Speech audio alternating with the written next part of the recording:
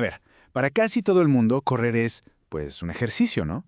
Para Kilian Jornet es algo totalmente distinto. Es literalmente una cuestión de vida o muerte. Hoy vamos a clavarnos en la filosofía tan extrema de esta leyenda del deporte, todo a través de su libro Correr o Morir. Y miren, esta frase prácticamente lo resume todo. Perder es morir, ganar es sentir. Pero a ver, ¿qué significa esto en realidad? No es nomás una metáfora, ¿eh? Para Jornet es su código de vida. Es lo que lo ha empujado a ir mucho más allá de lo que cualquiera pensaría que es humanamente posible. Entonces, uno se pregunta, ¿qué es lo que impulsa a una persona así? ¿Qué demonios pasa por la mente de uno de los atletas de resistencia más grandes del planeta? Y les voy adelantando algo. La respuesta, va muchísimo más allá de querer colgarse una medalla. Ok, el primer pilar de su mentalidad lo encontramos en algo que él llama su manifiesto personal. Imaginen esto, un texto que él mismo confesó que leía cada mañana, como si fuera un ritual justo antes de salir a entrenar. Fíjense lo que dice el manifiesto. El dolor no existe, solo está en tu mente. Haz sufrir a tus rivales, mátalos. O sea, es una filosofía brutal. No solo pone la derrota al mismo nivel que la muerte, sino que básicamente le declara la guerra a sus propios límites. Y sí, literalmente a sus competidores. Pero a ver, ¿de dónde sale una mentalidad así de extrema? Para poder entenderlo, tenemos que echarnos un clavado a su infancia. Y créanme, no fue una infancia, digamos, normal. Él creció en un refugio de montaña, a 2000 metros de altura. O sea, su patio de juegos no tenía resbaladillas ni columpios, tenía picos y valles. Y claro, este entorno no solo le forjó un cuerpo capaz de hacer hazañas increíbles desde que era un niño, sino que le moldeó una mente capaz de aguantar lo que sea. Pero aquí es donde la cosa se pone interesante. Viene la paradoja. A pesar de toda esta capacidad física, su sueño de niño no era ser campeón del mundo. No, él quería ser, y esto es literal, contador de lagos. Una ambición que, pues, no tiene nada que ver con competir, sino con una conexión súper profunda y silenciosa con la naturaleza. Su tirada era entenderla, no necesariamente conquistarla. Y ojo, esta conexión no era nada más algo poético, Era súper práctica. A él le enseñaron a moverse en el bosque de noche sin lámpara, a sentir el terreno con los pies en lugar de solo verlo. Vaya, aprendió a ser parte de la montaña, no un simple turista o visitante. Y esa fue la verdadera base de toda su fuerza. Y bueno, justo cuando su carrera empezaba a despegar a los 18 años, toda esa base que forjó en la montaña iba a ser puesta a prueba, pero a la prueba más dura de todas. Fue una caída en apariencia simple, pero el resultado fue una rótula destrozada y un diagnóstico terrible de los doctores. La lesión amenazaba con acabar su carrera antes de que siquiera hubiera empezado de verdad. Y a ver, para alguien que vive para moverse, la idea de estar inmovilizado era, pues, prácticamente una sentencia de muerte. Pero es justo aquí donde vemos su mentalidad en plena acción. El doctor le dijo que podía caminar en el agua para rehabilitarse.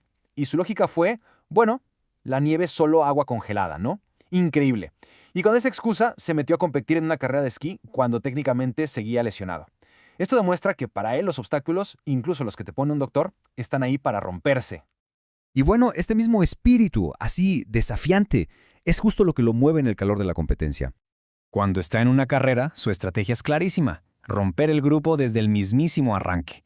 Y no es solo para ponerse al frente, es una táctica completamente psicológica. Es para imponer sus reglas y dejar claro desde el primer metro quién manda.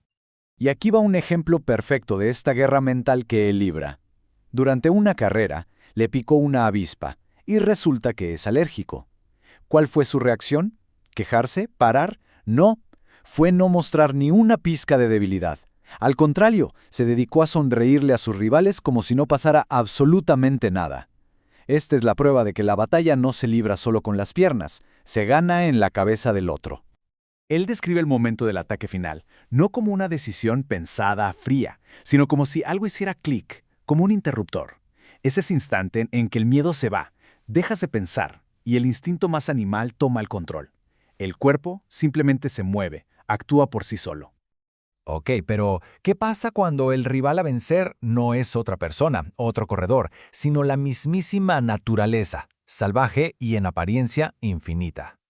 En este caso, su oponente era la pura distancia, 270 kilómetros, sin parar, en un lugar llamado el Tahoe Rim Trail, o sea, un desafío que está literalmente diseñado para llevar a cualquier persona más allá de todos sus límites conocidos.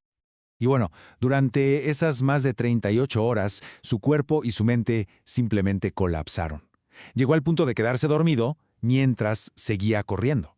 Sufrió un agotamiento tan brutal que él mismo describe haber llegado a un vacío mental total, un lugar donde ya ni siquiera había pensamientos. Y fue justo ahí, en ese punto, en el momento de mayor agotamiento, donde tuvo la revelación más grande de su vida. Se dio cuenta de que su cuerpo todavía podía seguir, que la verdadera barrera, el límite real, no estaba en sus músculos, estaba en su mente. Esto, claro, le cambió por completo su idea de lo que significa ganar. De repente, ya no se trataba de ganarle a otros o de ser el primero en cruzar la meta. La verdadera victoria, y de esto se dio cuenta en ese momento, era una batalla, pero contra uno mismo. Entonces, para él hay como dos tipos de victoria. Está la externa, ¿no? Que es el trofeo, el aplauso, pero eso es solo un reflejo. La victoria de verdad, la que realmente importa, es la interna, la que se trata de conquistar los propios miedos, los propios límites. Y esto, pues, lo cambia todo, ¿no creen? El logro deja de ser un show para el público y se convierte en un viaje súper personal. Se trata de transformar un sueño, algo tuyo, privado, en una realidad que te ganaste a pulso. Es como un diálogo contigo mismo, no una carrera contra el resto. Y esa es la idea final que nos deja Kilian Jornet, que a lo mejor la verdadera carrera no es contra los demás, sino contra esa vocecita que todos tenemos dentro que nos dice, no puedo, ya no sigas. La pregunta entonces que queda en el aire es, ¿cuál es esa victoria interna por la que vale la pena luchar? Gracias por acompañarlos en esta reflexión.